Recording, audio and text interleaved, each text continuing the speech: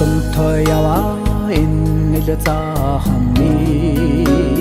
Аавын бидэнд зураад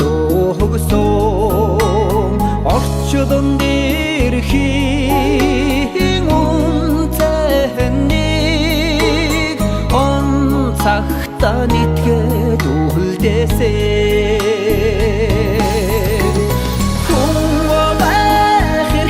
Чанрыг хүндэл хүлээхийг даруг хаалэжимэн андэр дарахароосан аймэн үсэхэ талдангаар тушуулсэ сэтгэлдээ яваа энэ л зөөгийг